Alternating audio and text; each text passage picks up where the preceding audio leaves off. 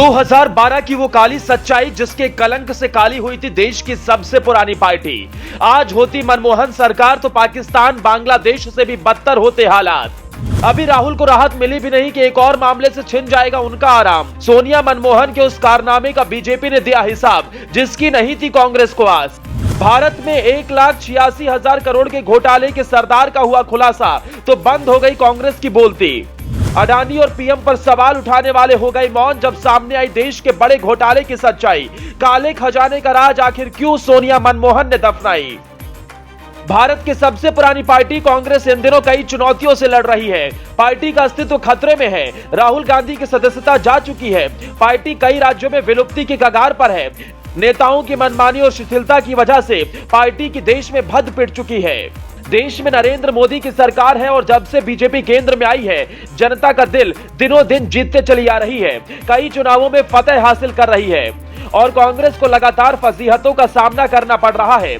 ऐसे में अब कुछ ऐसा हुआ जिसने पार्टी के नेताओं की छवि धूमिल करने में कोई कसर नहीं छोड़ी। हम बात कर रहे हैं एक ऐसे घोटाले की जिसने देश के पूर्व प्रधानमंत्री की छवि को भी तार तार करके रख दिया।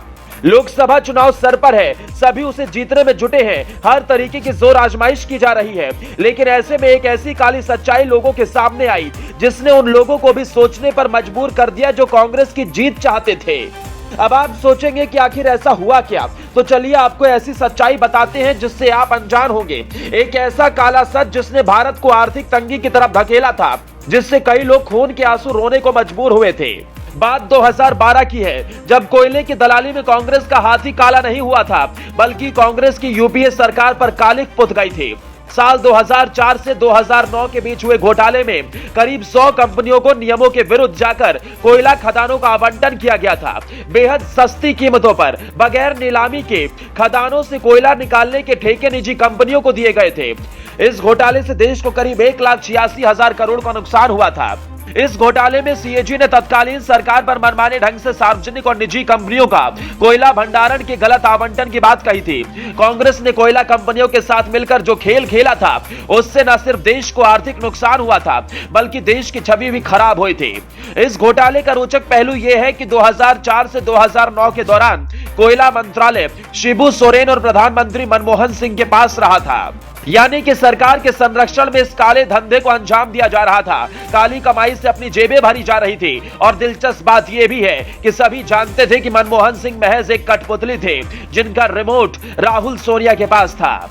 आपको यह भी बताते चले कि फिलहाल इस मामले में कईयों को सजा मिल चुकी है, लेकिन देश को बर्बाद करने का यह आरोप कांग्रेस के सिर से कभी नहीं मिटने वाला। आज यदि कांग्रेस की सरकार होती तो भारत भी पाकिस्तान और बांग्लादेश की श्रेणी में होता, आर्थिक तंगी से जूझ रहा होता। 2012 तक जो भारत के हालात थे उसे दुरुस्त करने में भारत के प्रधानमंत्री को भी कड़ी मेहनत करनी पड़ी थी। यही वजह है कि बीजेपी अपने कामों के बदौलत देश पर राज कर रही है और इस घोटाले के एक बार फिर से सामने आने पर कांग्रेस को जो लोकसभा चुनाव में थोड़ी उम्मीदें थी उस पर भी पानी फिर गया है। कहते हैं ना कि अतीत में किया हुआ गलत काम आपका पीछा कभी नहीं छोड़ता है। हाथ के साथ भी कुछ ऐसा ही हुआ। ब्यूरो रिपोर्ट, अपना इंडिया।